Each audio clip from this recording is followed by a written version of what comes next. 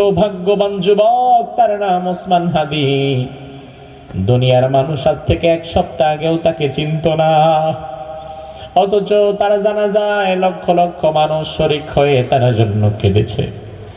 রব্বুল আলামিন ওসমান হাদির 8 মাসের একটা ছোট্ট বাচ্চা, তার স্ত্রী বিধবা হয়ে গেছে, মা সন্তান হারা হয়ে গেছে, সন্তানটা এতিম হয়ে গেছে। আল্লাহ মেহেরবানি করে ওসমান হাদির পরিবারকে সবরে জামিল ধরার তৌফিক আল্লাহ তুমি দান করে দাও। দেশের প্রশ্নে কথা বলে জীবন দিয়ে গেল যেই যুবক ওসমান হাদি, তার মৃত্যুটাকে শাহাদাতের নজরানা হিসাবে তুমি আল্লাহ কবুল করে নাও।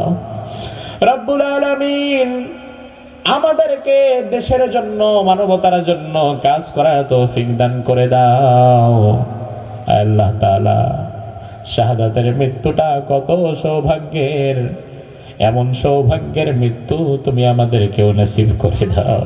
দুনিয়া থেকে একদিন আমরা বিদায় হয়ে যাব আল্লাহ, রোগে সুখে মরণ দিও না আমায়, শাহাদাতের মর্যাদা তোমার কাছে চাই। রোগে সুখে বিছানায় পড়ে মরে গেলে তো কোনো লাভ নাই।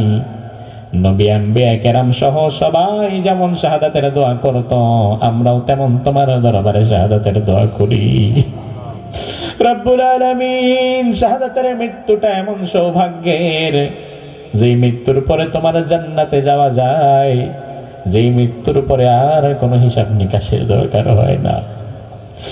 আল্লাহ তাআলা যত মানুষ শহীদ হয়ে গিয়েছেন তাদেরকে তুমি কবুল করে নাও, আর আমরা যারা আছি শাহাদাতের এই মর্যাদা তুমি আমাদেরকেও নসিব করে দাও।